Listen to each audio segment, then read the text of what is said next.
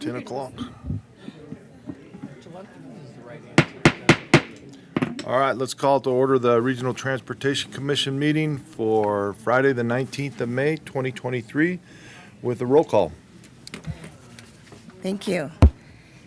Darren Tedford. Here. Devin Reese. Here. Alexis Hill. Here. Ed Lawson. Here. Bill Thomas. Here. Mary Luz Garcia. Here. Adam Spear. Here. Hillary Sheevy. No Hillary. She on the phone? Thank you. We have a quorum.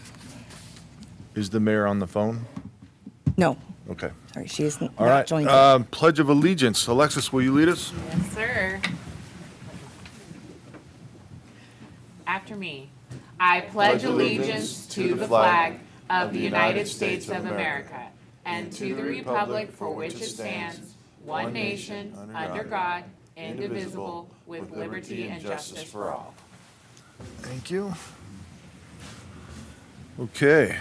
I'm looking for, oh, no, we got public comment first. Earl Brynelson, did I say that correctly? Yes, sir. Thank you, Earl. And followed by Kathy Stead.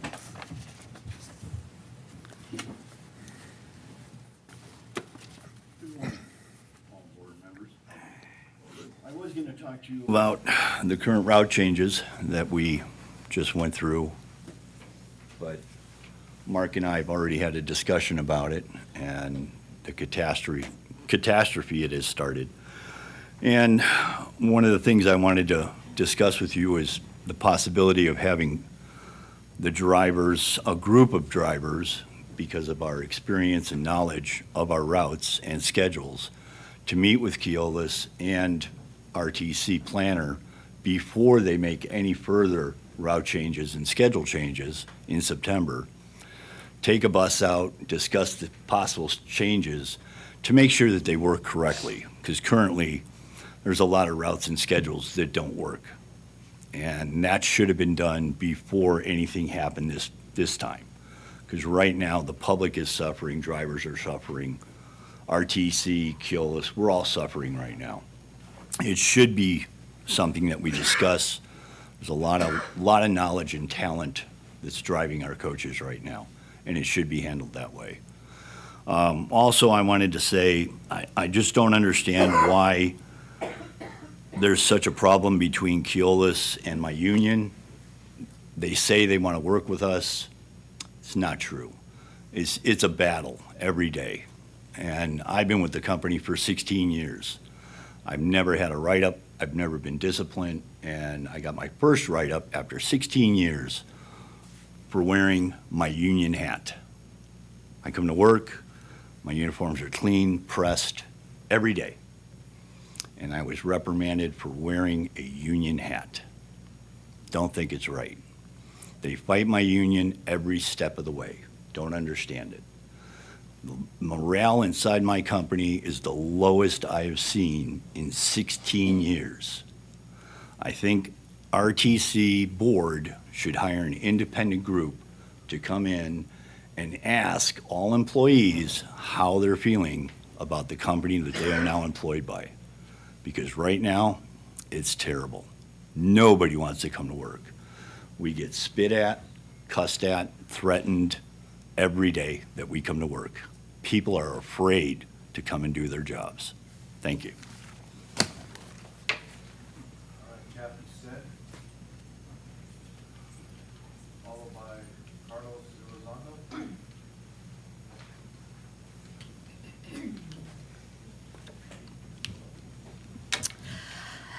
Mr. Chairman and the board, I am here to say a great big thank you.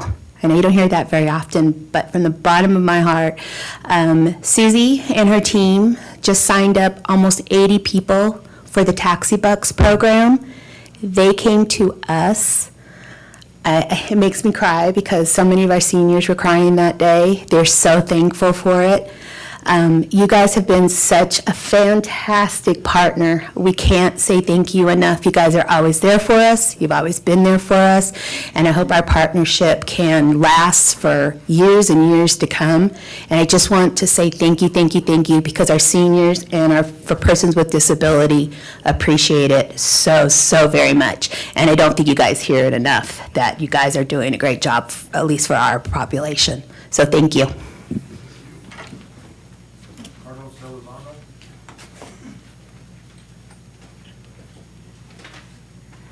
Yeah. Good morning. My name is Carlos Elizondo. I'm here because I had a very bad incident yesterday. It was Route 12 at 5:15 p.m., bus number 543 at Meadowwood Mall, yesterday, May 18. When we got on the bus, the driver said, we started speaking, we started speaking English, several times. And then he went to the back and, turned her face, speak English. I never seen this the years I've been driving the bus. And he was very different than the first one that spoke here. He was in all dark blue suit with a black black hat and really dark glasses. I mean, bald all over. He had like a soldier body. He was, slim, built. Yeah, he was very different than the rest of them, the regular drivers. So that's it. That's on your hands. You decide what's the next step you want to do. Thank you. Amanda Nelson, I have a card for you. Do you want to wait till the end of the meeting to make the public comment?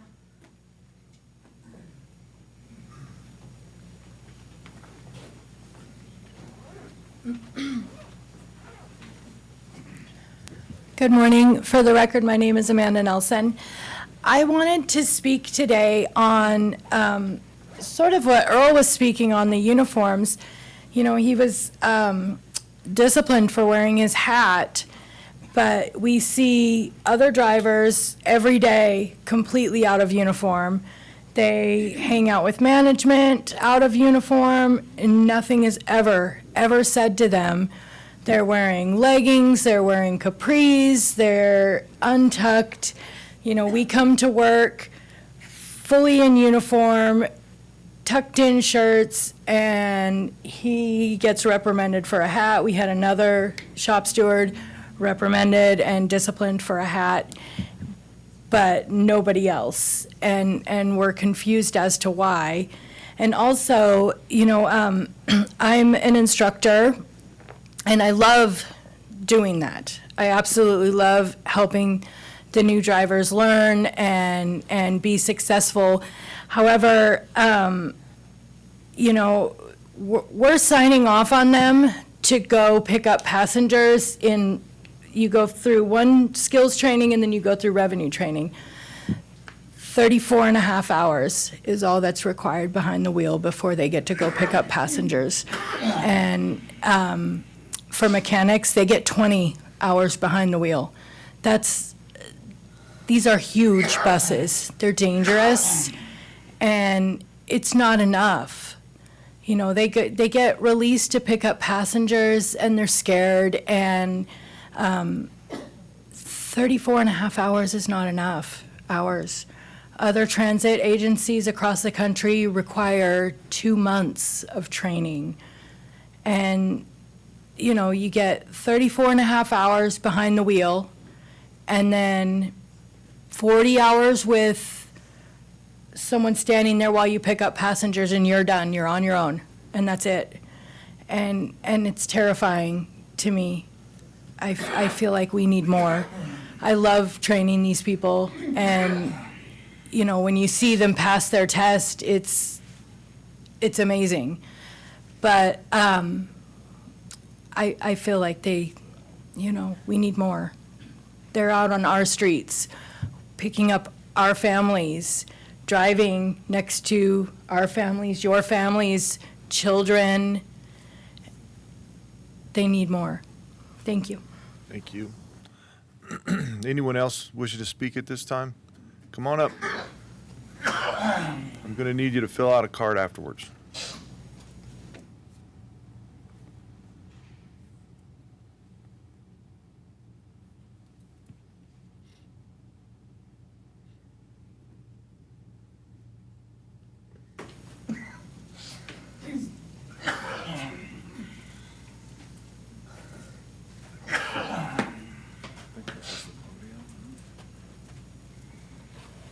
Oh, it's a chair. You're sitting? If you want, or stand. Oh, yeah, here's the microphone.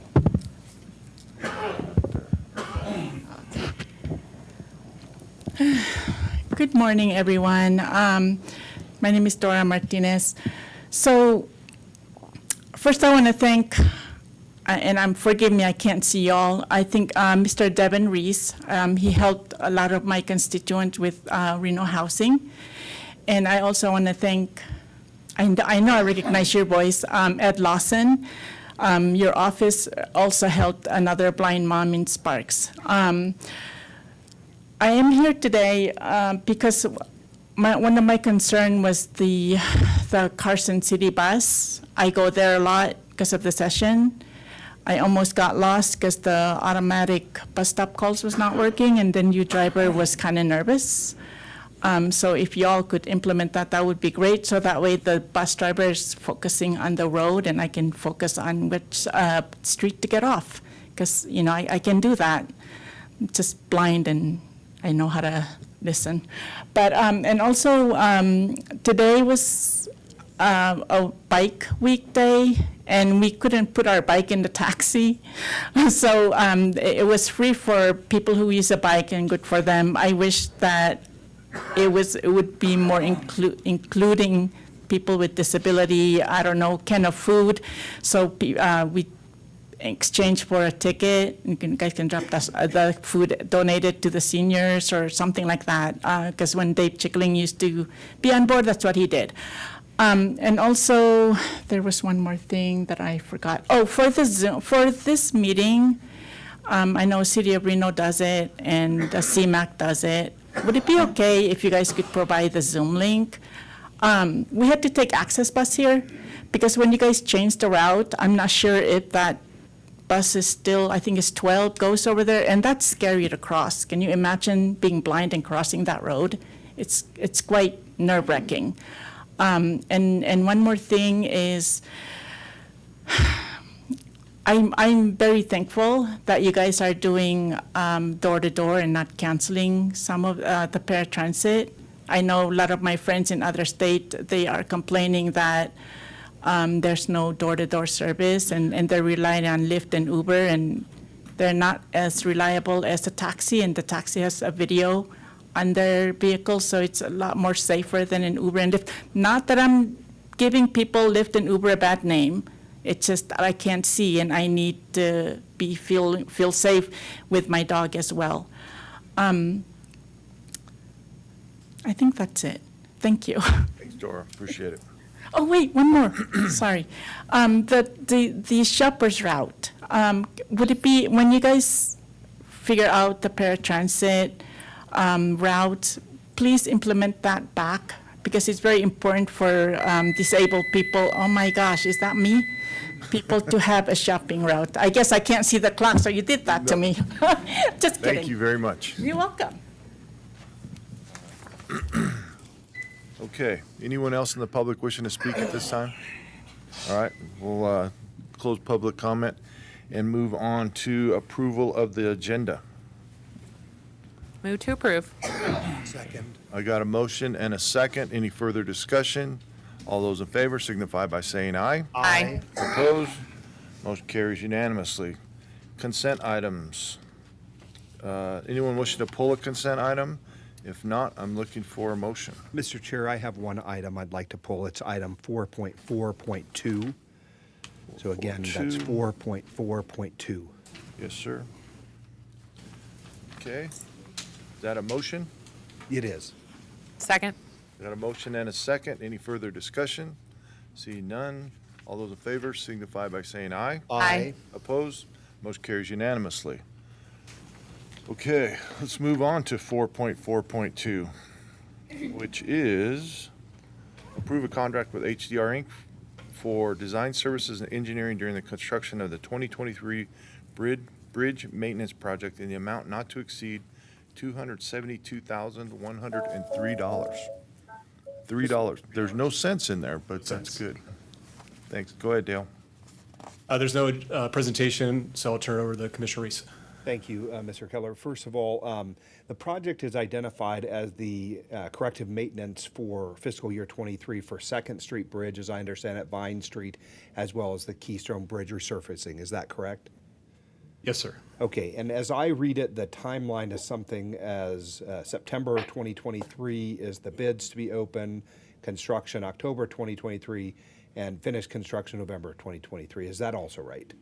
That is the anticipated schedule that we're looking to Okay, stick to. so my question is, I would like to see the Keystone Bridge be prioritized first because of the construction season starting so late in the process.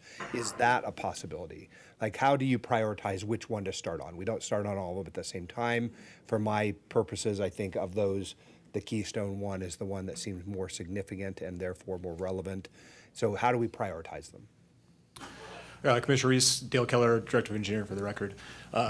Since this is such a short delivery timeframe and the scope of work is relatively small, this work is going to get done within a month time period. We'll take your comments into consideration. If there's a way we can prioritize Keystone first and get that knocked off first, we'll look into do that. Okay, thank you. With that in mind, I'll move to approve. Second. Okay, I've got a motion and a second. Any further discussion? Seeing none, all those in favor signify by saying aye. Aye. Opposed? Motion carries unanimously. Okay, let's move on to public hearing 5.1. We're going to conduct a public hearing on the FY 2024 RTC final budget and approve the FY 2024 RTC final budget. Good morning, Commissioners. Christian Scholmau for the record. I just first off want to start by thanking all my wonderful staff. The budget takes about 6 months from start to finish to prepare and involves everyone in the agency. But specifically, my group of people work on this daily for months on end. So without them, I wouldn't be sitting here, and I just wanted to shout out to them and thank them for all their hard work. So NRS 354 requires a public hearing of the tentative budget to be held not sooner than the third Monday in May and not later than the last day in May. So we have a short timeline to present it, and that's why we're here today. Going to recap the budget I presented as tentative last month. There are some slight changes I'll describe in a bit. Again, we'll do a high-level summary only, and the detail has been provided to the commissioners in their board agenda packet. This is an action item as mentioned, so the board will have to approve the final budget, and I'll remind you I need your signatures before you leave. Just on a roadmap, reminder, a bunch of incremental decisions led us up to our annual operating budget. We try and funnel out what projects we're going to deliver in the next 12 months, what the costs associated with those are going to be, and then we budget for those in the next 12-month period. Prior to that, you start with the RTP, the 20-year look. You start narrowing down your projects in the RTIP. Eventually, they come to you in the form of a 2-year ICA agreement, and then the various contracts for the design and construction services you see in front of you monthly. We did start this with the director's retreat. Thank you all for attending. We took your input in the initial phases there. Likewise, with directors met shortly after and came up with our own ideas for things that we wanted to do within our own divisions. We did submit our tentative budget that was presented to you last month to the Department of Taxation. We then took that on a walking tour to our advisory committees, the TAC and the CMAC. Now I'm here before you today for approval of the final budget, and then we will submit this by the end of the month to the Department of Taxation. Looking at our revenues, I just wanted to recap some of the notable revenues that we did receive this year. We got a no and low emissions hydrogen fuel cell project grant. We're implementing down at our Villanova facility with 2 hydrogen fuel cell buses. We got some congressionally designated expenditures and for the Lemon Drive project, and then also a build grant for the Pyramid Phase 1.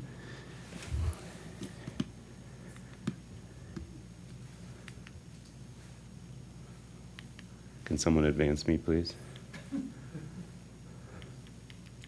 You're not making the noise. Click. Yep, there you go. That should work. There we go. Hey. Thank you, sir. I should have said that. Our approximate revenues for the year are $220 million. The majority of that's made up from our tax sources, our fuel, and our sales tax. On the expenditure side, we plan on $254 million in expenditures. The largest portions of those being, of course, capital for our street and highway projects and also our public transportation system. That makes up about 70% of our budget. The next highest piece is our public transit operations at about 22% of our budget. We do have that $300 million in debt sitting out there, so debt service is 9% of our annual operating budget. And the staff and buildings that RTC employees occupy is less than 5% of our total expenditures. We did incorporate some of the comments from the last meeting. So you'll notice in your agenda packet that there is a project list that includes all the street and highway projects as well as the capital expenditures from the public transit operations. I just kind of want to highlight some notable projects that are upcoming in the current year and the new one. So Sky Vista Parkway is ongoing now and will continue. Same thing with the Audie Wells project. Commissioner Reese just mentioned the downtown Reno bridges projects that we have going on. Pyramid Highway Phase 1 is ongoing now. And then we've also included downtown micro-mobility projects into the upcoming year. And Sarah gave a little presentation on those last meeting. For our public transportation program, I mentioned the hydrogen fuel cell project. We have a historic marketing effort trying to reach those underserved communities that should be riding our bus and aren't. And then we're implementing the TOPS plan, which is our recommended service changes, and those will come to you throughout the year. In our metropolitan planning organization, we have a regional traffic demand model going on right now, our active transportation plan, and then our big heavy lift is the RTP update. One thing that we did add, and I should mention because there was a comment about maintaining local roads and jurisdictional roads that are outside of the normal RTC scope. We did include $500,000 to study what the impacts of that would be. So the scope, the need, how to develop a program, what we're missing, what's included in ours and what's not. If you want more detail on that, I'm probably not the best person. Dale could step in. But we did take your comments under advisement and add that into the budget. Click. It's working. Almost.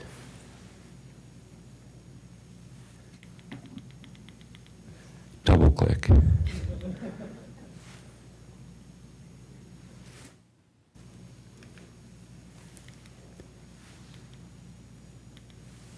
Clap.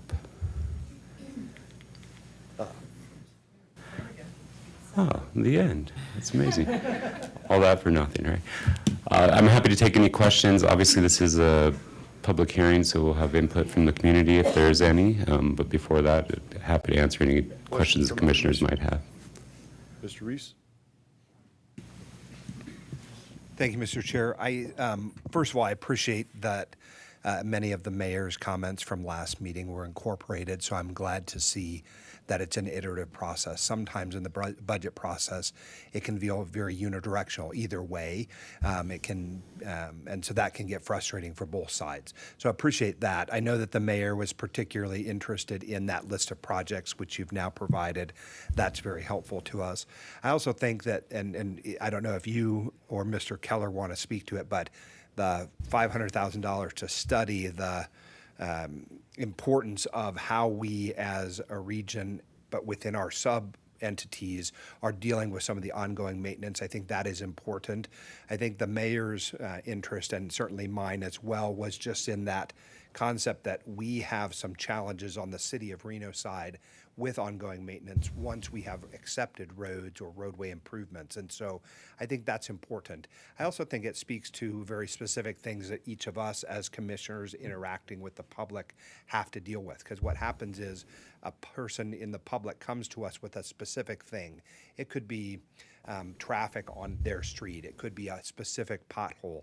And so if there were a dedicated line item or a funding mechanism, even if it's a small amount on each year, each of the commissioners would then have some way to be very responsive to the constituent inquiry. So I'm excited. How long do you anticipate that analysis would take? I mean, is it, because you're talking about the ongoing financial implications of it, that I get. And so I just want to understand, when would we expect an update about how those funds then allocated would be spent?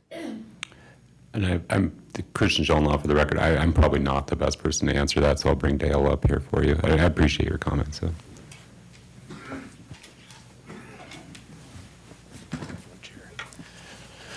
Good morning again, Dale Keller, Director of Engineering for the record.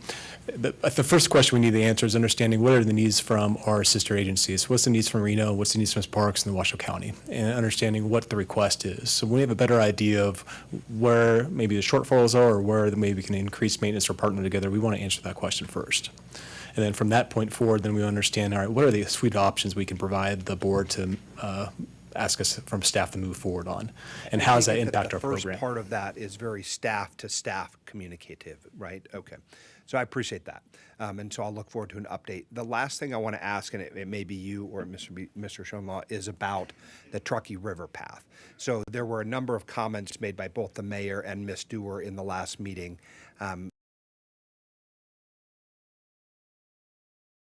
Something that is just didn't make it to the final cut, or how to approach that inquiry?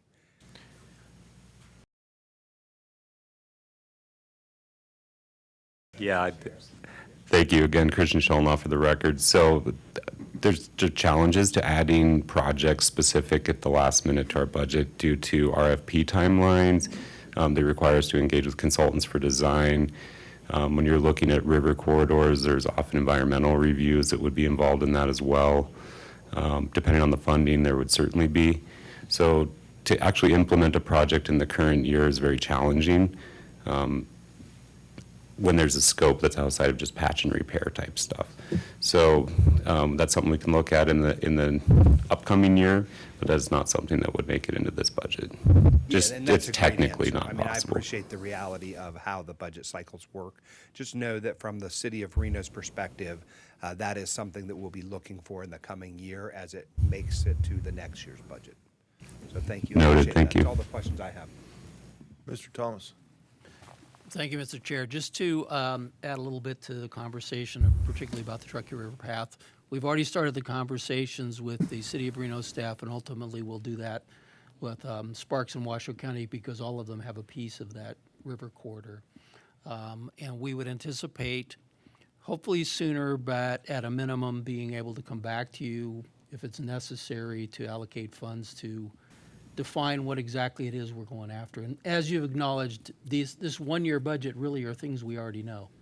And so it has to be very specific and finite, but it can be frustrating for all of you because, you know, here you're sitting approving this budget for things to happen, but really, as that little model shows, where we need to have this conversation is a few steps ahead to be able to get to where we want to be. So we've started that, I guess, is what I want to say. And as soon as we have some specificity and clarity, we'll bring it back to you to say, here's where we're at and here's the next step, and make sure you concur with where we're going.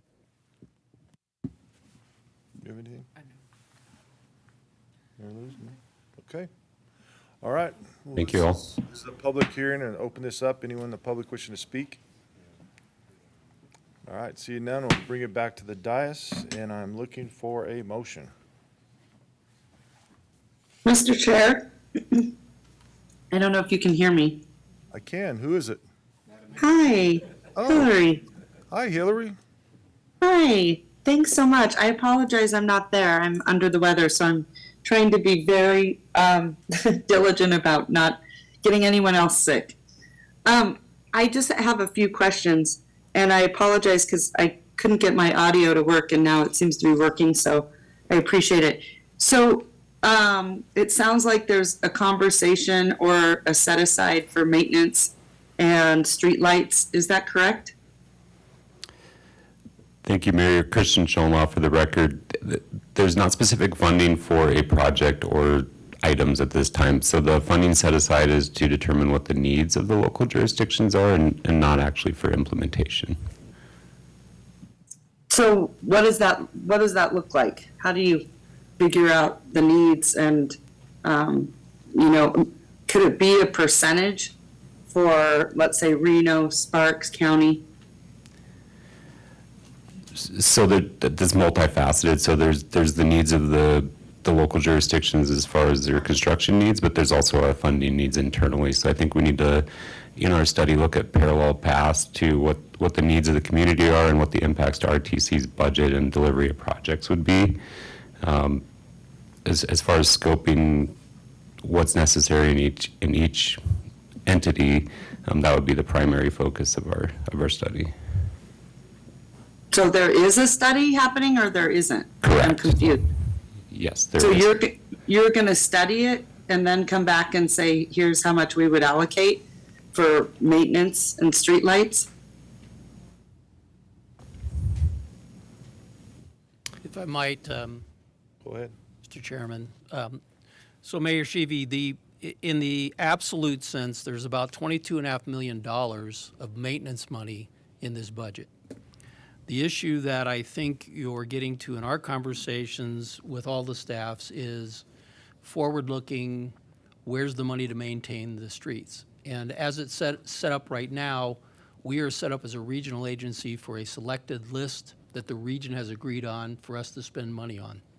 If it's going to be done differently, we just need to step back and say, what are we trying to do? How are we going to do it? So that there's a common understanding across the region of how to do it. So I don't think right now it's a question of the money being out there. It's just how do we want to spend it? And I think that in great part is influenced by all three staffs and the RTC staff, because a lot of these are technical questions having to do with what exactly is the improvement that's needed, when can it be done, what kind of people need to be involved? Does it have to be designed? Can it be just a maintenance truck with some coal patch going in? So it's more complex than probably any of you desire to hear it is, but we just want to make sure that we don't make things worse as we move forward to meet what you're talking about, and we actually make them better. And at the end of the day, there's understanding amongst all the regional partners of what this program would be, what it would be funded with, who would make the decision. So I hear you. I would say where there's money there,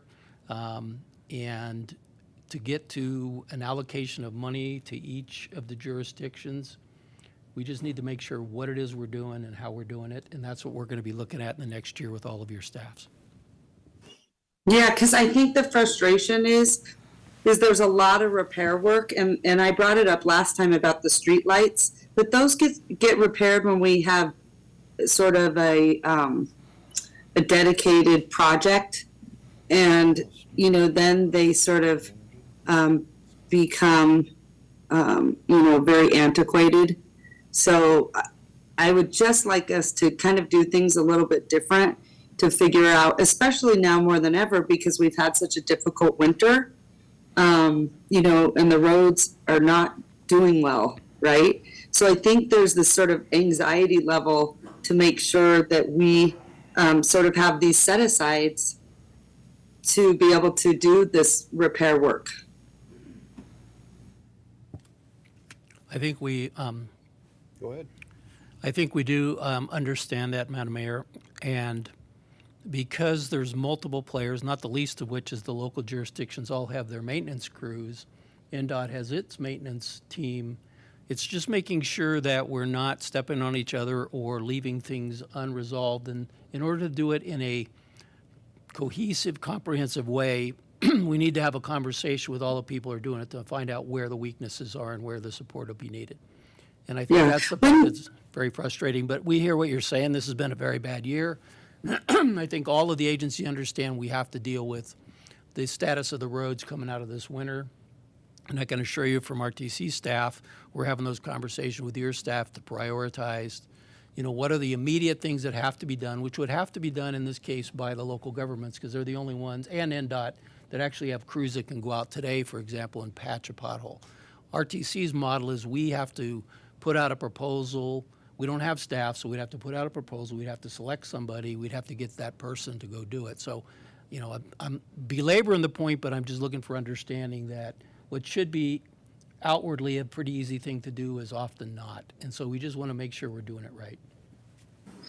Well, is it possible to change that model? Because I guess my frustration, it's always like everyone's, and I think we brought this up at the retreat, is everyone sort of points the finger and says, well, that's not our job, that's not us, right? And then it seems to go for a long period of time. It doesn't get taken care of. So I think everyone starts to get frustrated, and there still isn't any coordination or a concrete plan of, what everyone's role is. And I know you said it's usually this is your model, but, that takes a long time to get an RFP and sort of put that in place. But I still feel like there's this major disconnect of how we stay on top of the repairs and who's doing what. Does that make sense, Bill? It does, and I think that's precisely why we want to have something presented to all 5 of you and to the local governments so everybody understands what the question is and what the choices are, because at the end of the day, it is what it is, which is there's only so much can be done with the resources we have. And it's not necessarily just money. It's also crews out there to do the work. And so that prioritization, I think, can best be handled from a regional standpoint with the 5 of you. But we need to bring it back so all of you understand what the choices are when we move resources, including money and people, from one thing to another, because as you can imagine, it will have consequence. We just want to make sure that there's an understanding, because I understand in this position I'm in, you're at a place where you need results. That's what the public demands, and that's ultimately where we all want to be. Mr. Chair, Mr. Chair, Adam Spear, General Counsel for the record. I might recommend that we're maybe moving a little away from the agendized item. I know all these items are broad, but in terms of weighing the pros and cons of what that program would be or how it would work out, I think it's beyond the scope of this item. So I would just counsel that. Is that something we want to bring back then? Madam Mayor, would you like to bring that back? I would ask that we bring it back. Okay, thank you. All right. Thank you. I appreciate it. No problem. All right, now we're looking for a motion on item 5.1. Second. Motion and a second. Any further discussion? Seeing none, all those in favor signify by saying aye. Aye. Opposed? Motion carries unanimously. Thank you. Thank you, Christian. 6.1, acknowledge receipt of a report regarding the RTC bus stop improvement and connectivity program. Good morning, Chair and members of the board. My name is Ed Park, and I'm a senior transit planner with the Regional Transportation Commission. I'm here today to present the completion of the bus stop improvement and connectivity program. In 2017, the RTC Commission directed the RTC to improve bus stops and bus stop accessibility throughout the community. Over the last 6 years, the RTC has improved 97 bus stops along with sidewalk and intersection improvements, as well as the installation of crosswalks. This was a multi-departmental effort, including the engineering department, with project managers Judy Tortelli, Sarah Going, and Kimberly Deagle. This also involved finance for budgeting and acquiring easements when necessary, as well as the public transportation department. Over 55% of our riders utilize reduced fares, including youth, seniors, people with disabilities, and U.S. veterans. Many of them face mobility challenges and have difficulty standing for long periods of time. This program has allowed us to place more amenities at our bus stops, including benches and shelters. Today, over 70% of our bus stops now have a bench, and over 50% of our stops have at least a 5-foot by 8-foot firm landing pad for wheelchairs or mobility devices, boarding and alighting, which is a standard ADA guideline for bus stops. And of course, we can't build pads at all of our bus stops due to limited right-of-way on the streets or sidewalks. I would like to especially thank the leadership, direction, and guidance of the board for initiating the improvements for accessibility to and amenities at bus stops. The following are some examples of how bus stops have looked before and after this program. This stop is pretty close by on Kitski, right before Apple and after Plum. As you can see, we had a bus stop pole. It was temporary. The Kitski is NDOT managed, so we needed special permits and permission from NDOT in order to install a permanent stop. And then we decided, so long as we're asking permission for a permanent stop, we might as well build a nice bus stop pad out there. And we are planning, especially this stop, which has high ridership, we are planning on installing a shelter at this stop. And this is right across the street, Kitski, approaching Plum, going northbound. And as you can see before, once again, there's a temporary stop. If you can see it, you can barely see it in the top photograph. And then now there's a nice large bus stop pad. And this also is a pretty high ridership stop. And we are planning on installing a shelter here as well. This is in North Virginia before Tallis in going northbound. As you can see, the bus stop is literally a pole in the dirt. And I would assume if people needed to sit, they would sit on one of those large rocks. I wouldn't consider that to be ADA standard. But now, as you can see, we improved the stop. We provided sidewalk access as well as a pad. And we just recently placed a bench at that stop.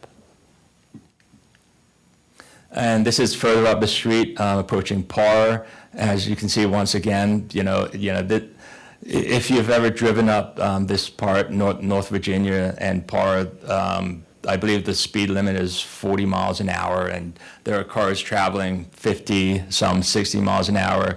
You can just imagine someone, especially in a wheelchair, sitting at the side of the road. There's not even a sidewalk or even a pedestrian path. And now, with the project, we built a sidewalk all the way from our stop to the intersection at Parr Boulevard. And then finally, this is an example of one of the many instances where there's landscaping between the sidewalk and the curb. So if a bus pulls up and a wheelchair needs to board or get off the bus, they're going right into the dirt. And that dirt, sometimes, especially with bad weather, it can be wet and muddy. It's not very firm.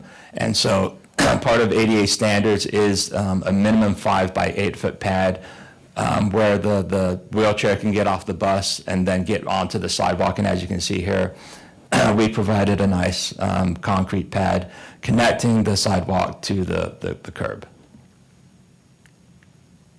Okay, thank you. Questions? Yes, Ms. Hill. Thank you, Mr. Chairman, and great work. This is so important because I think that we need to ensure that people who take the bus feel that they have dignity, and if they're on the side of the road in the dirt, that's not okay. So thank you so much for working on this. I'm curious, in my district, my understanding is that we also take care of Incline Village and Crystal Bay bus stops. And we have some recommendations that just came out of a transportation plan and to improve those stops because they're also in the dirt and temporary. And I'm just curious if those are on a future plan or if this board needs to direct that in the future. I have to ask, Mark, do you want to? I'm not aware of any programs, but do you have any? Just, you can, that's fine. You can stay seated.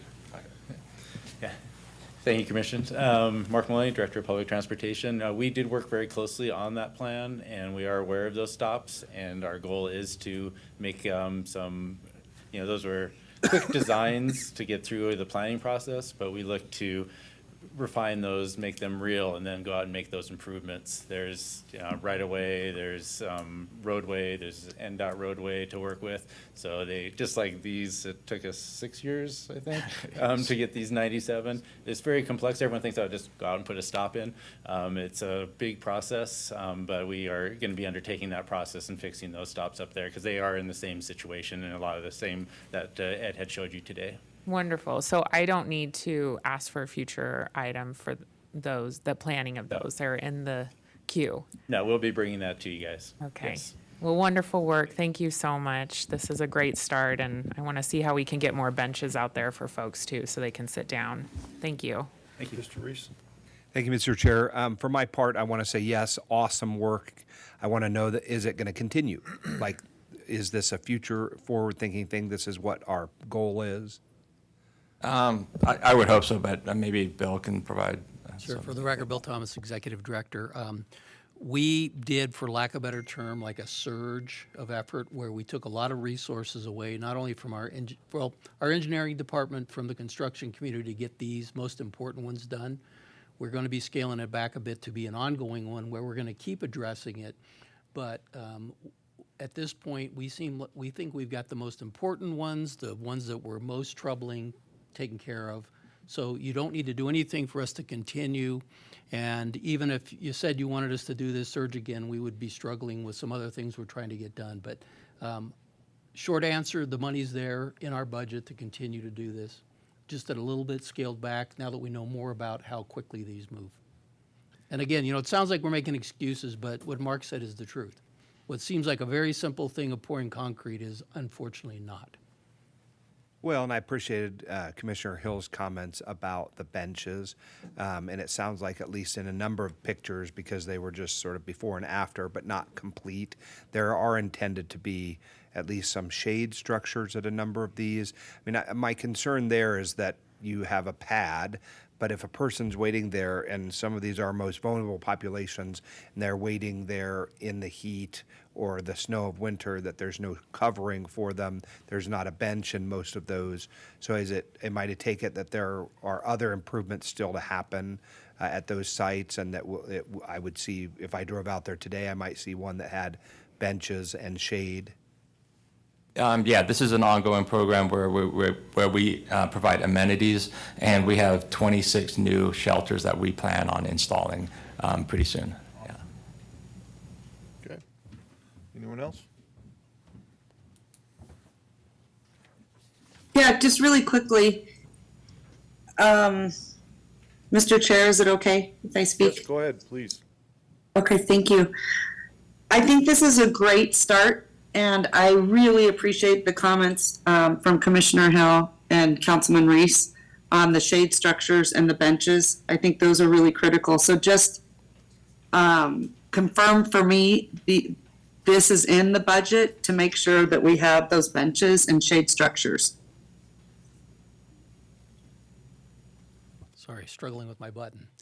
Yes, we have funded a program to keep adding improvements to the facilities. I would say, and Ed maybe can confirm this, we start with the ones that are used the most, and so we can benefit the most people for each activity we do. But ultimately, we'll address at some point in the near future, we'll be able to address all the ones that need some level of improvement, up to and including shade structures. Okay, great. Thank you. Thank you for the clarity. Okay. Do we need action on this, Mr. Searcy? Accept the report? Mr. Chair, I'd recommend an action to accept the report. Okay. Move to accept the report. We've got a motion and a second. Any further discussion? Seeing none. All those in favor signify by saying aye. Aye. Opposed? Motion carries unanimously. Okay, 6.2, acknowledge receipt of the 2022 annual report.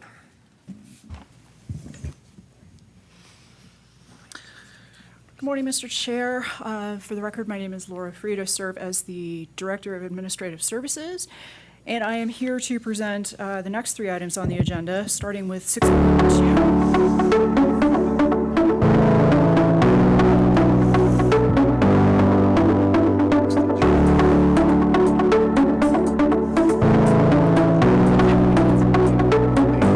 The mayor hung up. Okay. They jumped the gun, but item 6.2 is the calendar year 2022 RTC annual report. This provides the agency an opportunity to share in both written and video format, as you will shortly see, the accomplishments of the past calendar year and the important transportation investments that we've made for the people of this region. The written report is, of course, in your meeting packet, and it contains a summary of projects, public outreach statistics, and RTC performance measures. Though this report is on a calendar year basis and not a fiscal year basis, the board may use this annual report as part of its agency rating, which is in the next couple of items. Okay.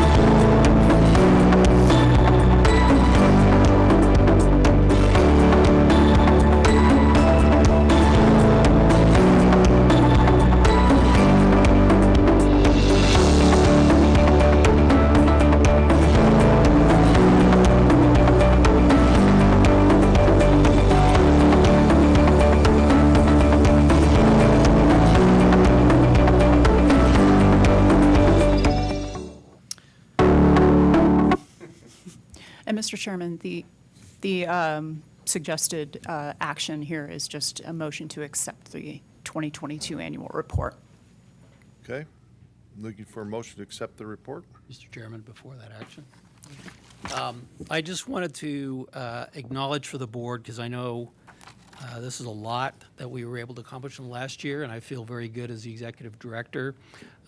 What we try to do as a team is to make sure that we have ownership of our projects in the positive sense. In other words, the staff wants to be and encourages their peers to have pride in the work we do, and also to be accountable for producing the quality products you just saw in that presentation. But what we try to stay away from is the possessiveness, and so we don't want to be in a place where any of these are about any of us. This is about the community. I'm very proud of all of the employees at RTC and all the effort they put into these projects. A lot of these things, as you can imagine, are hours, late hours, and often on the weekend to get these projects done. I did want to acknowledge some specific things in that report that I think are worth note. The first one is to thank Dale Keller and his team in engineering for the $88 million infra grant. Even though that money went to NDOT because that's where the money needs to go, if it weren't for that team's effort, I don't think that project would be moving forward. So I think that's something that our community should celebrate grandly, because it's a very significant federal discretionary grant that we were able to receive for a very important roadway. In addition, getting to Sparks Boulevard, which has been a very important project in our region and particularly for the city of Sparks, Jeff Wilbrecht and Amanda Caligari have been very successful at moving forward a part of that as we work through the environmental process on the rest. And I'm very proud that that project was done 3 months early.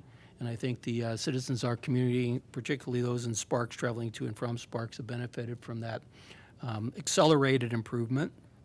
The last two things I wanted to bring out, again, there's a lot we've done, but specifically the 100% alternative fuel fleet.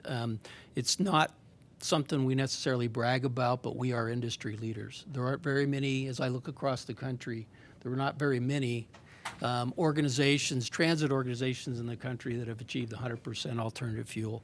And I think the fact that Senator Cortez Masto was here to celebrate with us is an acknowledgement at the federal level and national level how important it is to achieve that milestone. And then lastly, even though you're going to hear some rubs, the transit optimization plan strategy that Mark Maloney and Jim Gee led is a very important and I think will be impactful change in the way we provide transit to our community. And I think it's going to benefit a lot more people than our previous practices had. So I just wanted to, again, not diminish anything else you saw in that presentation, but to publicly thank those employees for those specific, what I think are probably ones that particularly stick out. So thank you very much. Okay. Any comments? Ms. Hill? Thank you, Mr. Chairman. There is a lot to celebrate that the team has done over the last year. So although I am a new board member and I haven't been able to approve all of these amazing initiatives, I just want to thank the team for your incredible work for this community, because I know that everyone lives here and they want to make it better. And I'm really inspired by all the things that were started over the last year and where we can go next as a board. So thank you, Bill, and to the whole team. Mr. Reese? Thank you, Mr. Chair. I echo many of the comments of Commissioner Hill. I think there is a great deal to be proud of. I don't think I got the opportunity in the prior presentation by Mr. Schoenlaw to thank him about the budget. I think it's a very important component, and a lot goes into it. A lot goes into, obviously, these presentations as well. One of the things that I want to do is continue to lift up the staff at the organization, and I want to make sure that our employees acknowledge and know that we value them ever so much. And what the only knock, if I had one on the report, would be that it should have had some more focus on our drivers, meaning there's a great deal of information in the report about projects. And but we had, a driver here today, 2 drivers who had some legitimate concerns about kind of morale and the driver's side of the organization. And that's troubling to me as a commissioner, because our greatest resource are our people, and it includes a lot of the people in this room and the folks who are doing the work. It certainly includes all of our drivers. And so I want us to make sure that in the coming year that is one of the things that as an organization we're focused on, is making certain that when a driver comes forward, for example, and says, hey, we need to have some seat at the table when we're talking about routes. A 16-year veteran driver of this organization who's feeling not included in those conversations.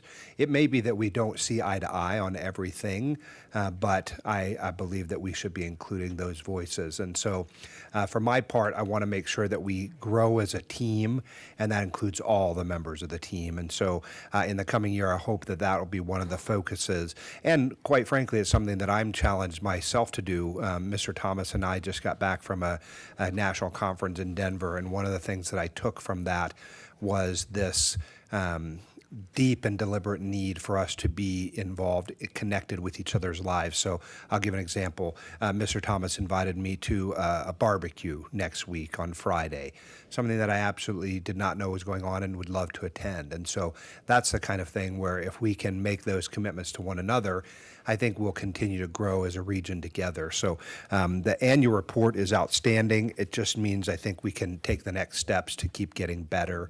And for my part, I want us to focus greatly on our relationship with our drivers, with our mechanics, with the folks in the field who are actually doing the heavy lift, because I just don't want to overlook that. So awesome report, though. Excellent presentation. The information is invaluable. Let us just dig deeper and really reach across to our drivers to make sure that they understand how very important they are to us. Anyone else? Okay. I'm looking for a motion to accept the report. Move to accept. Second. Got a motion and a second. Any further discussion? All those in favor signify by saying aye. Aye. Opposed? Motion carries unanimously. We're going to take this one out of order. We're going to go to 6.4 first. Rate the Regional Transportation Commission overall agency performance for the fiscal year 2023. All right. Again, Laura Freed for the record. Thank you, Mr. Chairman. Item 6.4 is indeed the annual agency rating. In fiscal year 2013, the RTC Board approved a pay-for-performance program for employees. So the board's rating of the agency overall is based on achievement of established agency goals, which is in your packet. Each year during the common review period, where all the employees get their evaluation, the board is asked to provide feedback on the accomplishment of those agency goals from the prior fiscal year. The board may then rate the agency between 0.6 and 1.5, with 1.5 being the highest rating possible. That agency rating then comprises 1/3 of the weighting for RTC's pay for performance pool. The other 2/3 comes from inflation data. Those factors are then put into the pay for performance calculations, and employees proportionally receive a share of the entire pay for performance pool. So with that, I'm happy to answer any questions. Excuse me. Questions? How do we go about this, Mr. Thomas? Yes, thank you, Mr. Chair. What we're looking for from the board is based on our performance in this past year, in part with the annual report, but probably more specifically in your packet is a listing of everything that's been done. And if you feel highly satisfied, then I'd recommend that you give the 1.5 to all the employees. If you feel like there's some deficiencies and a lower rating is warranted, that certainly is something that we would like to know, and we will make sure we do better next year. So there's no science to the variation between the 0.6 and 1.5, and often people would ask, well, why'd you pick those numbers? But it's part of a, unfortunately, complex, but what I think is valuable in the government world, which is often what you'd see in a private sector, where if a company makes money, the employees share. So in this case, it's if the organization's doing well, we feel like the employees should benefit from that. So that's the purpose behind it. Certainly, I'm biased in how I look at it, but ultimately, we're looking for the five of you to rate us as an agency in total. Okay, we'll start with Mr. Reese then.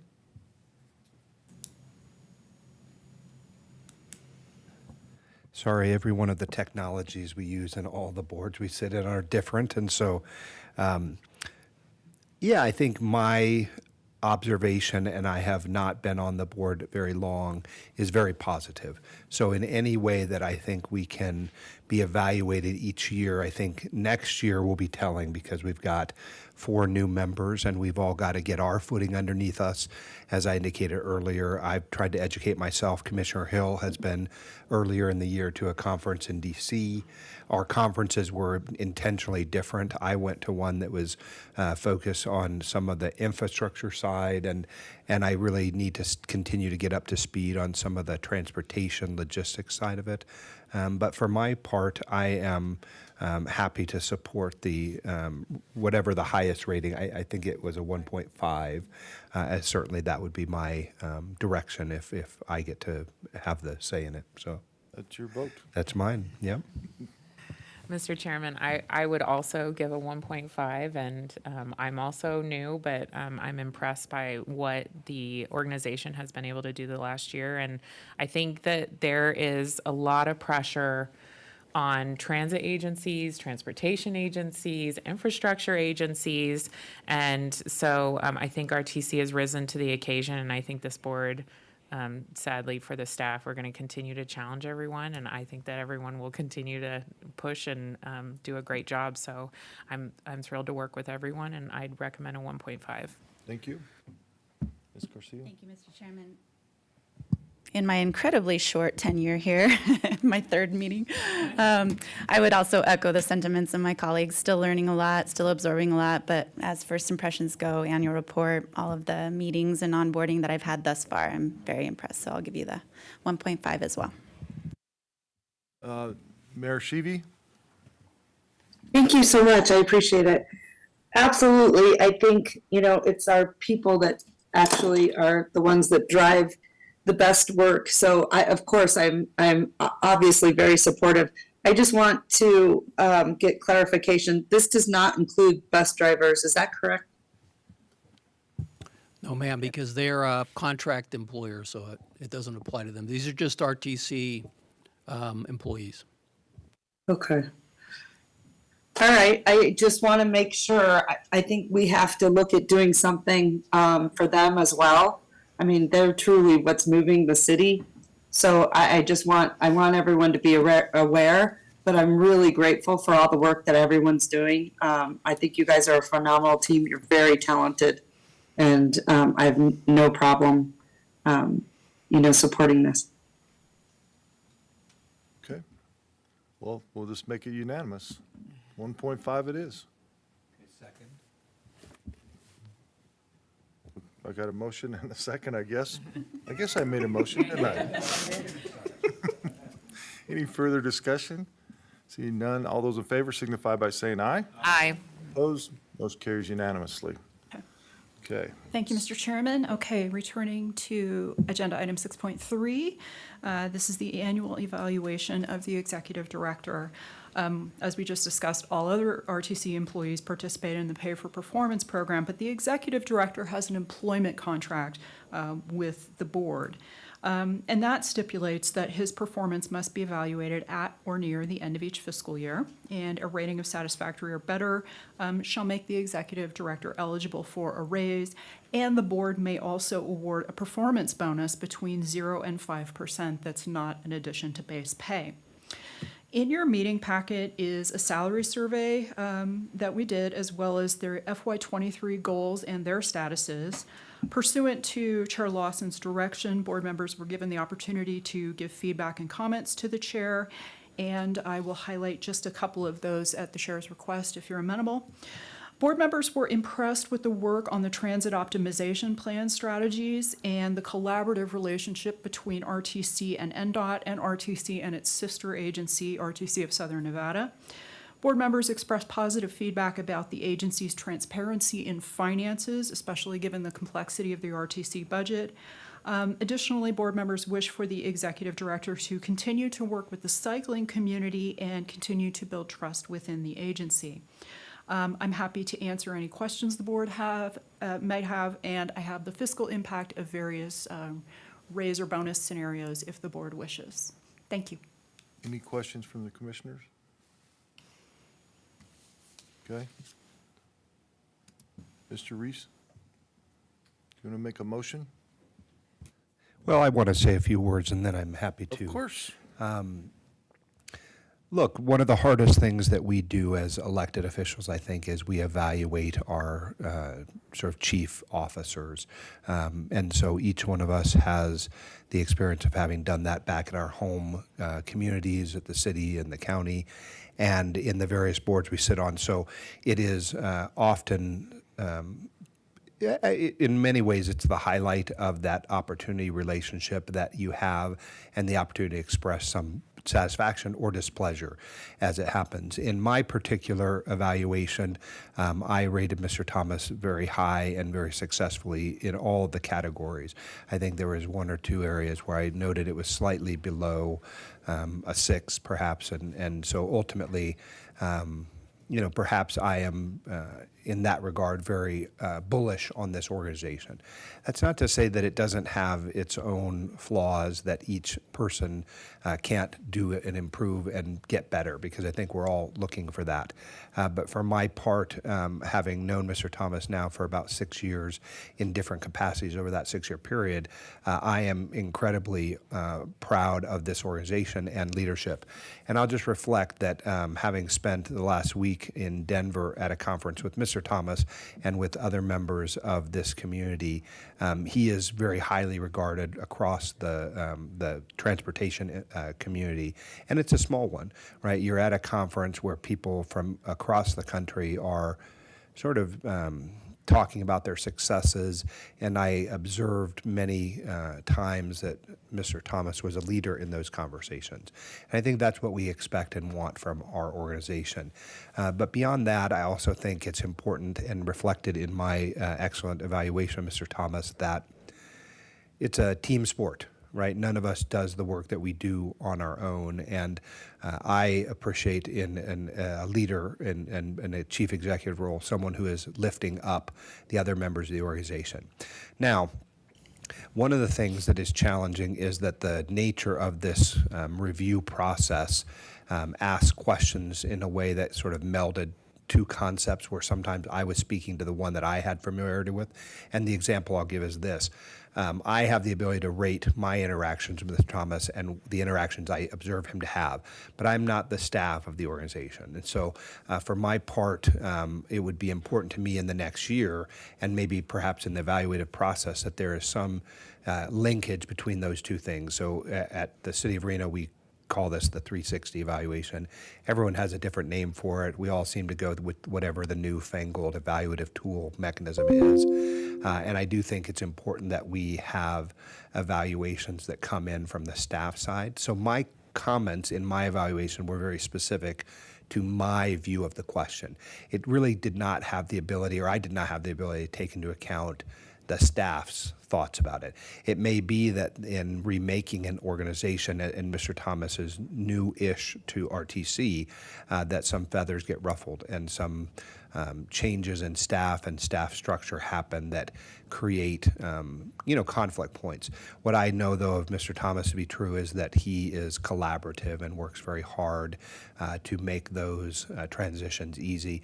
And sometimes when, two incredibly talented and intelligent folks, especially in the engineering community, meet, there are some friction points. So what I appreciate is that Mr. Thomas focuses on getting folks, sort of further down the road. In the evaluation piece, and in which you mentioned, I think, I was very concerned about two specific areas. One is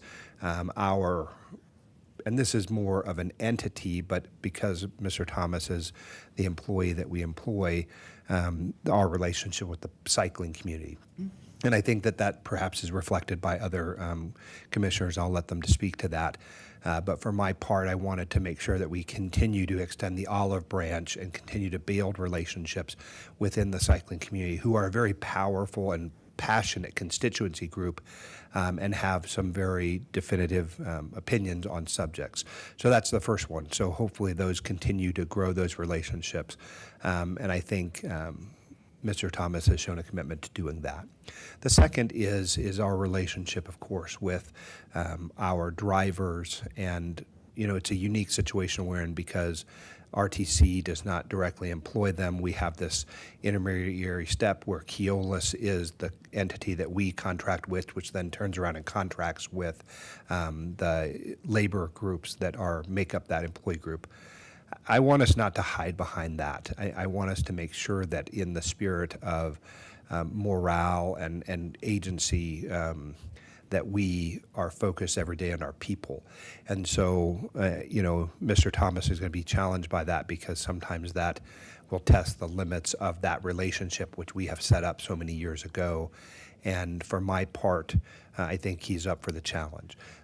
But I don't want to see there be as much friction that has existed between our labor group and this organization that I observed prior to my time on this board, in part because I continue to believe that we are stronger when we work together.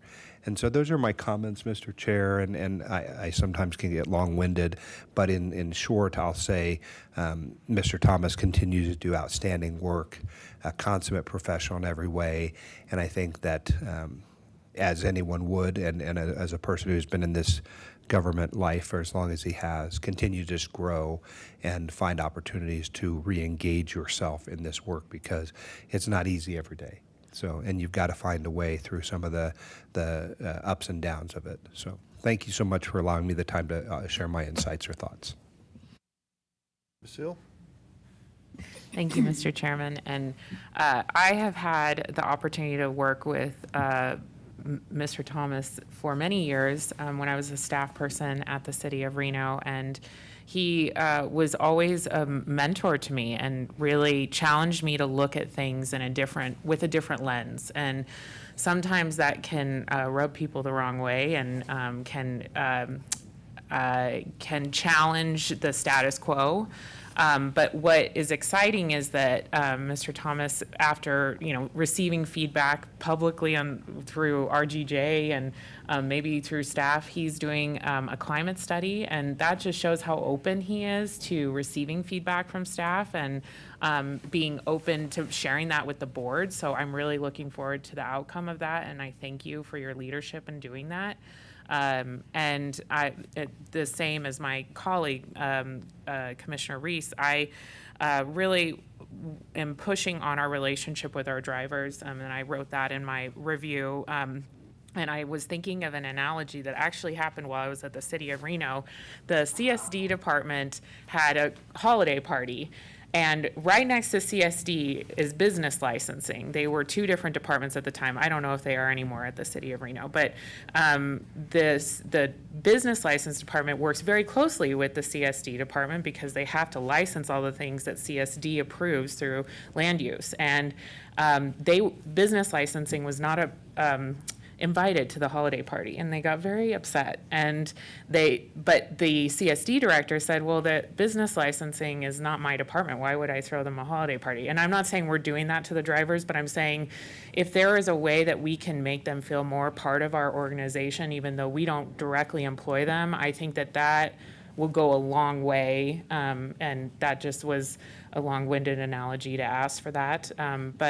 I also, I think that Mr. Thomas is up to the challenge, and I really look forward to us continuing to communicate to the community how our process works, because I think there's a lot of misconception or miscommunication about the power of Mr. Thomas, that he's like the king and just saying no to projects, and that's not actually how things work. We, as a board, things have to come to us, and they have to go to jurisdictions as well for approval. And so if there's a way we can continue to make that communication clear and make sure that people understand that we're looking to be transparent, and we're also looking to do the best thing for the entire community, and that RTC can't make determinations for Sparks unilaterally, and Sparks can't make determinations for RTC in the same way.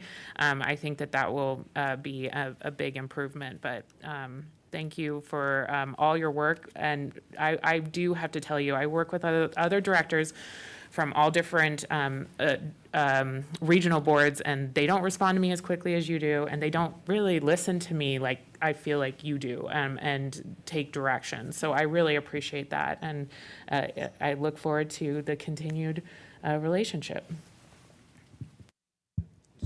Thank you, Mrs. Chairman. Before the meeting got started, I let Bill know that I did not fill out the online tool.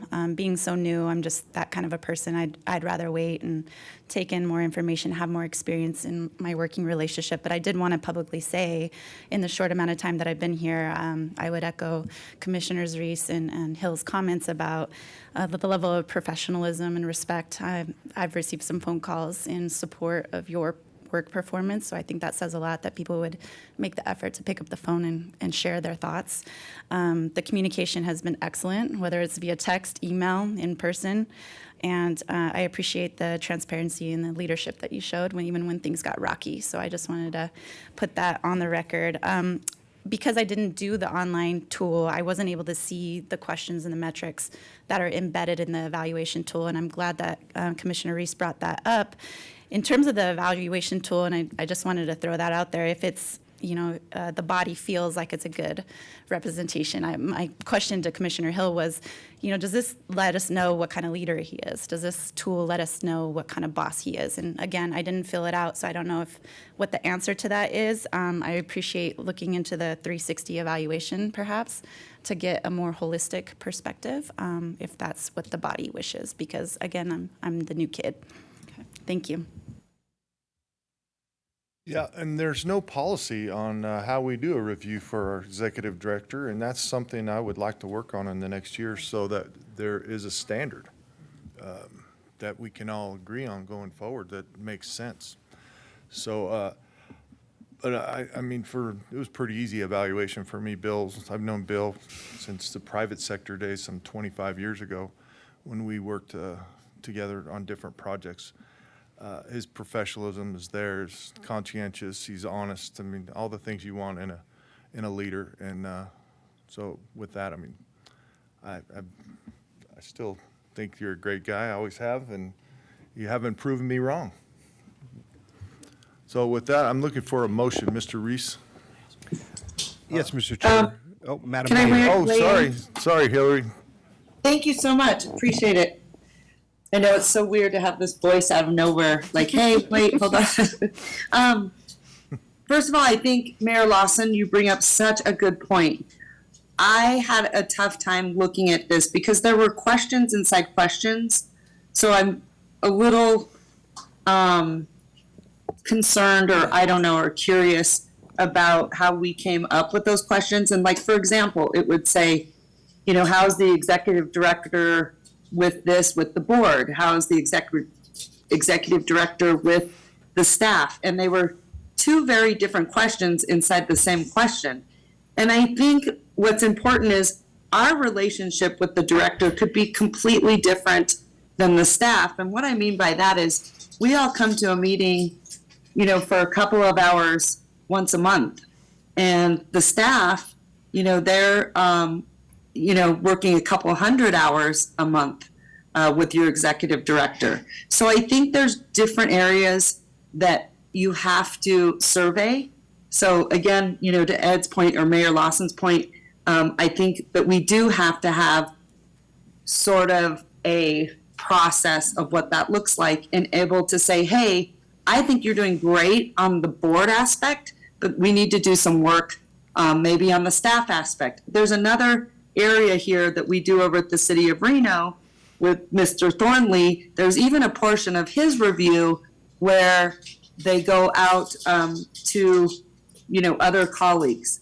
Like I think Neil Kreutz is possibly surveyed, things like that. They're, you know, other colleagues, and also constituency groups. I think micromobility, you know, that aspect of it, they also, you know, might have a different relationship with our executive director. So I did not fill it out because I had a very hard time. I thought it was incredibly confusing because you asked two different groups in the same question. So I would like to see a much better process. For making that confusing. Mr. Chair, if I may, in terms of the process overall, you know, historically, the practice has been for the chair to lead the evaluation, and the process is not real clearly defined in the executive director's contract or anywhere else. So we're going to fix that in the next year. And so the questions. We need to finish evaluating Bill real quick and then move on. Mm-hmm. So that's what I would love to see when it comes to doing a thorough evaluation. So are we going out for a 360 review? Because I would love to see, culture is so important to me. We have struggled for a long time at the City of Reno. We're now really turning a corner. I think it's super important how you work with your entire team. So are we going to do something like that? Mr. Chairman, if I may. Yep. Laura Freed for the record. I'll take a stab at both of those. The culture study was brought up, and I just checked with the procurement staff this morning, and they're putting the finishing touches on the RFP, and they hope, fingers crossed, that it'll be on the street next week, so I'm looking forward to that. As to the lack of a process, you know, General Counsel Spear is absolutely right. Historically, it's been whatever process for evaluating the executive director, the chair at the time wants to pursue. I am happy to bring forth some sort of set policies or frameworks for evaluation of the executive director that plays in nicely with some of my own goals about cleaning up personnel rules, management policies, getting some more clarity overall on sort of the rules and policies of the agency, because right now, just in the time I've been here, I think they're a bit of a mishmash. So, I'm more than happy to, go out, research some best practices, borrow some stuff from other jurisdictions, and bring that back to you kind of as part of a larger package. So. Okay, that would be fantastic. I think all of us would welcome that. So I appreciate you addressing it. Just for me, my relationship with Bill, I think everyone on this board has, sort of said the same things over and over again. He's a wonderful communicator, always accessible. And even if he doesn't agree with you, he wants to help you get there. And I think that says a lot about who he is. So I always appreciate that. So I can only speak to what my relationship is with the executive director. I can't speak to, what it's like with employees or, other people in the community. But my relationship with Bill has always been, very open and transparent, and you've always been available, and you're always willing to work with us on every level. I do think that this board is probably going to be somewhat different than we've seen in the past. All of us want to push, the river pathway and micromobility, and I think we want to be much more progressive when it comes to transportation. And we've had conversations about that, and it means a lot to me. And Bill, you have said you're incredibly receptive, so I appreciate you. But I would give you high marks when it comes to our relationship. So I just need you to know that I appreciate all you do, and everyone. I think we're all sort of saying the same thing. So thank you. Okay. All right. So we'll work on a new process, and we'll put that into policy. Okay. With that, then, Mr. Reese is going to make a motion. I am. I'm prepared, Mr. Mayor. Thank you. I moved that the executive director be awarded a 4.5% salary increase and a $10,000 bonus as a result of his performance for the fiscal year 2023. Second. Okay, I got a motion and a second. Any further discussion? See none. All those in favor signify by saying aye. Aye. Opposed? Motion carries unanimously. Congratulations, Bill. If I can, real quickly, Mr. Chairman. I'm humbled by the comments from the board, and I hope all of you know me well enough to know that I am one who's always looking for things to fix. So I appreciate each and every one of you sharing with me your perspective, because I don't have that perspective, and I really need that help. So humbled, and thank you very much. Okay. Now we'll move on to reports. The monthly verbal update from the RTC director, executive director, excuse me. Thank you, Mr. Chairman. So the first thing I have on my report today is one that's particularly special to me, which is the acknowledgement of the National Public Works Week. Starts this Sunday and runs through May 27th. So we've talked a lot about the physical things we do here at RTC. Much, if not all, those are led by our professional public works staff. And so public works professionals are vital to our community and RTC specifically.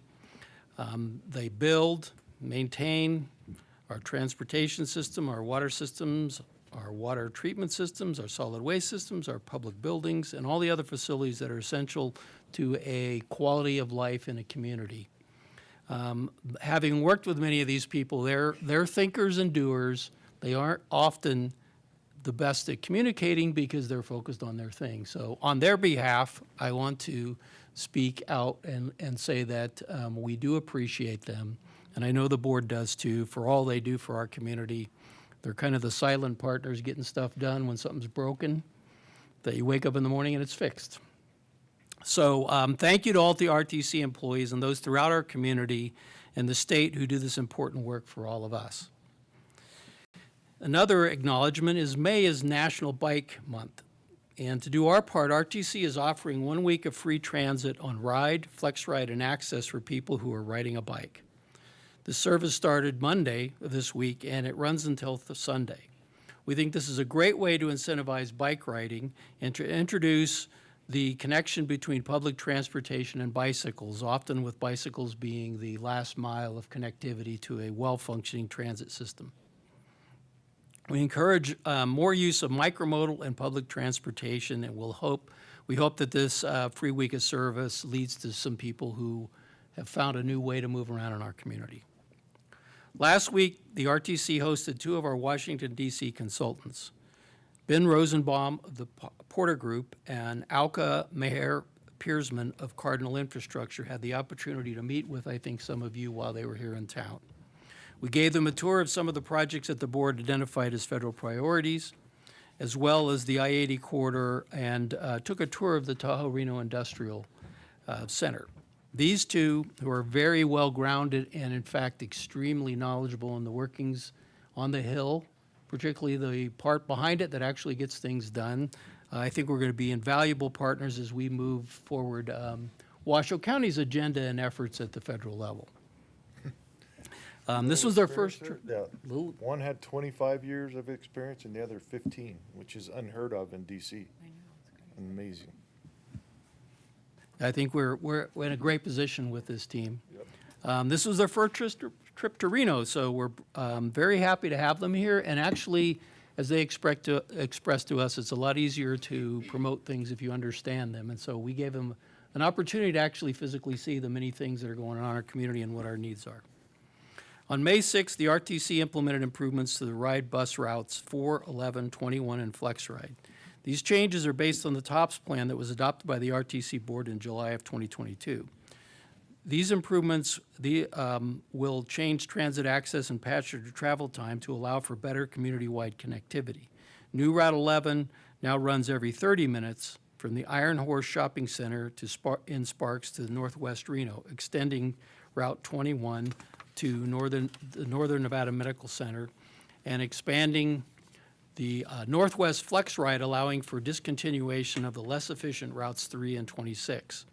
We encourage people to head to our website to check out the routes ahead of time, and I would acknowledge to the board that we are starting to get some feedback, which we expected fully, about how we can make adjustments to these routes, because they were responses and there was a lot of community involvement. If you remember, I think over 1,800 people that participated. So we know this is a never-ending endeavor, and that people change, their needs change, and the community changes. So we are constantly keeping an eye on how these planned routes meet the objectives of the plan, and we will be responsive as we listen to the people who we serve in terms of how we provide the service.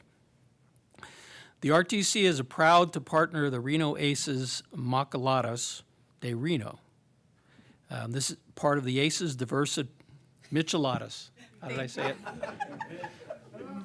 I always trying to contain myself. I always think of Michelob when I start saying it. So, sorry about that. It's okay. You have to train me on that one. That was a horrible pronunciation. Yeah. I know. It's pretty bad. Hey, I have the hat, so There's something to work on. I'll work on that. Yes. 6.3. Yes. Okay. Should have practiced it. It's part of the ACES Diversity Campaign, and the first event was held May 5th for Cinco de Mayo. It included an RTC advertising on the Jumbotron, a table with RTC information, and I was there, and we got quite a few questions from people about it. We parked an electric bus in front of the Greater Nevada Field. RTC board member Devin Reese threw out the first pitch, and actually he did well. I don't think it even bounced, did it? No. All right. And I'd like to thank him for contributing some of his discretionary funds to this campaign. We're sponsoring 4 more of these, and hopefully we'll have an opportunity for another board member to or board members to throw out pitches. And the next game is on June 21st. Someone who can pronounce micheladas. Yeah. Yeah, someone who can pronounce. I have to work on that. So very excited about that. It was something that the ACES brought to us, and we felt like fit right in the space, and particularly since it's a activity focused on drinking, or a drink. And so we thought the connection to RTC as a safe alternative when you drink rather than driving was the connection that made sense to us. So we're very happy about that program. And one into it, I think we can say it was a good investment. The driver of the month for Keolis is Carl Craig. Carl has worked as a bus operator for RTC Ride since August of 2007. Mr. Craig is known as an early riser and prefers the morning schedule. Carl is very punctual and hardly misses a day of work. When there is extra work available and the operation team needs a helping hand, management can always count on Carl. Carl loves to chat with his coworkers and make them laugh. Anytime the junior operators need assistance, Carl is there to aid them. Mr. Craig is a leader by example, without a doubt. So I don't know if Carl's here today, but we do want to acknowledge him as a driver from Ride. The Employee of the Month for MTM is Gerald Van Johnson. He has been with MTM in Reno for 8 years and was with MTM in Las Vegas prior to that. Although MTM cannot assign drivers based on requests, Gerald is one of the most requested drivers among the paratransit clients due to his caring nature and punctuality. He always has a kind word for both coworkers and clients and takes special care to chat up those who might be lonely or anxious as he transports them where they need to go. So thank you, Gerald, for your exemplary service. And that concludes my report. Okay. We have something from Paul? I don't even see Paul. Oh, I'm sorry. So Paul is not here today. We did put in your agenda packet a report, and nothing particular that I was going to highlight, but certainly I can answer any questions if you have it, but it's there in your packet. The status of, since the last board meeting, of things of interest to us at RTC. Okay. Do you have any particular questions from the commission? Okay. Well, then we'll move on to Mr. Darren Tedford. Good morning. Thank you for the opportunity to present a short update to the board this morning. Get my presentation up here in a second.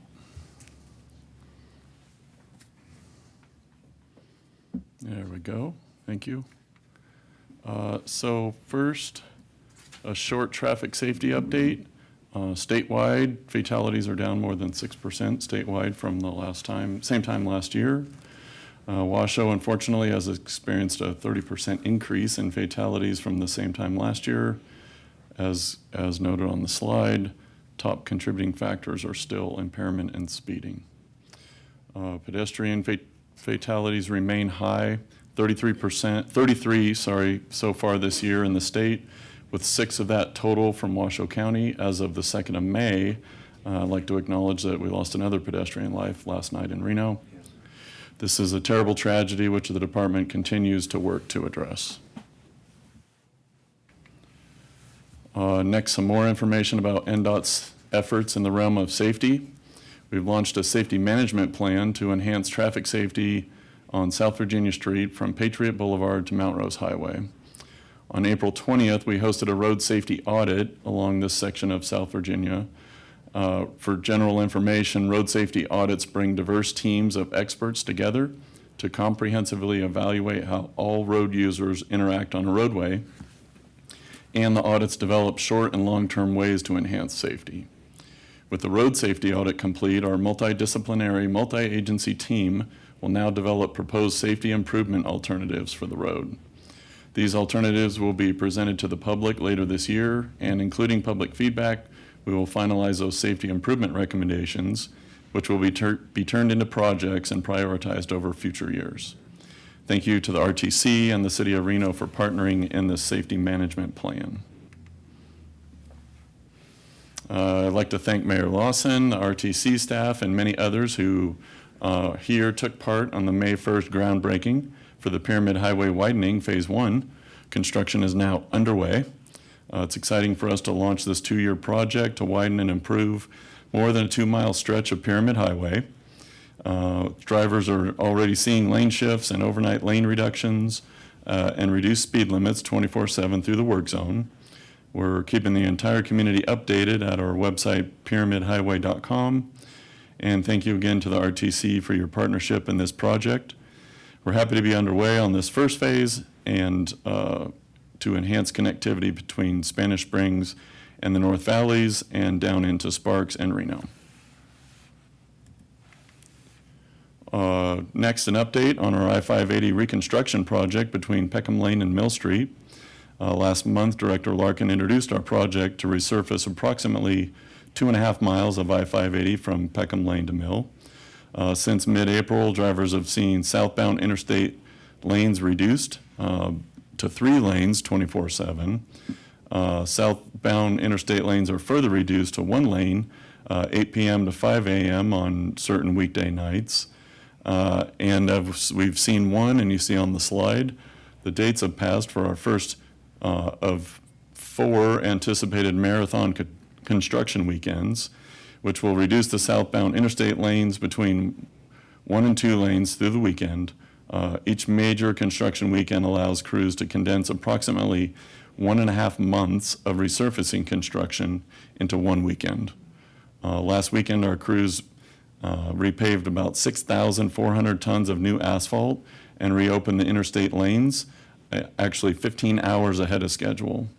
The next marathon paving weekend will be this weekend when we, starting this evening, when we reduce southbound I-580 to 1 lane between Villanova and Moana.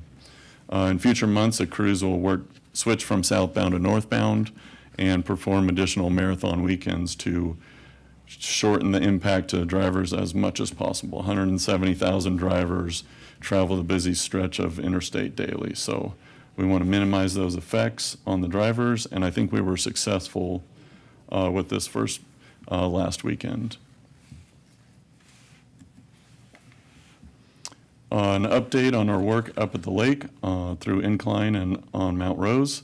We launched a 3rd season of multi-year project to enhance those 2 routes up at the lake, not only repaving the highways, but installing ITS conduit and devices, reconstructing roadway cross slopes for better alignment and drainage, improving the drainage in the guardrail for safety and water quality, and also enhancing sidewalks, sidewalk ramps, and driveway accesses. Drivers are still seeing intermittent lane closures Sunday 8 p.m. through Friday afternoons on Mount Rose Highway and down from the summit to the State Route 28 roundabout, as well as on 28 between Crystal Bay and Incline Village. Most delays will be minimal as flaggers and pilot cars alternate directions of traffic through the work zone. Major construction on this project will wrap up this fall with minor finishing touches next spring. In closing, I'd like to mention, it was mentioned before, but I'd like to mention that the department appreciates the efforts by the RTC team in winning the infra grant and acknowledge that it will be shared by NDOT and the RTC for the upcoming project, which will combine both 395 North Valley's Phase 2, which is NDOT's projects, and the RTC's project for improvements on North Virginia Street in between McCarran and 395. And I'm happy to answer any questions. Any questions from the commission? I just want to remind the public too, be careful in the work zones. And last night, some idiot drove by me in a 45 zone. It passed me so much I couldn't even see what kind of truck he was driving. So it's important. We want all of our workers to go home safe. So thank you for that. All right, Commissioner announcements and updates. Any announcements, updates, questions? Mayor Sheevy, do you have, we're going to put on, what was it we wanted to put on for her? Yeah, I think Mayor Lawson, one of the things we talked about was possibly on agendizing to transfer Clear Acre to a jurisdiction for intended use of public benefit, like affordable housing or something like that. I know you've been a massive champion for affordable housing.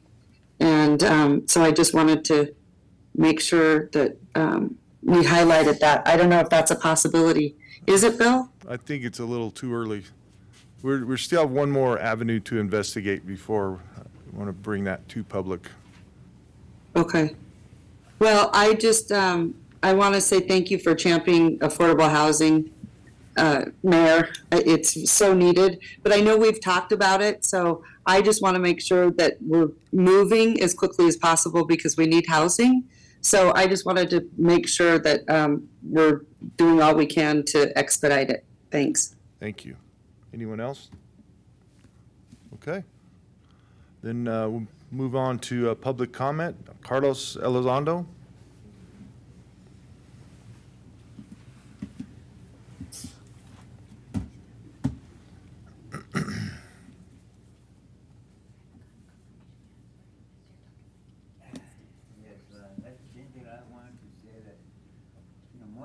drivers, they have that tendency, the signal line, not to stop, they have to stop where there is, people catching a bus. And even drivers that have been driving for a decade there, and they say you have to ring the bell.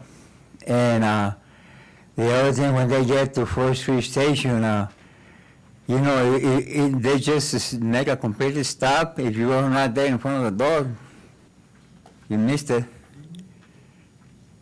That's it. Thank you. Thank you. Okay, anyone else in the public wishing to speak? Okay.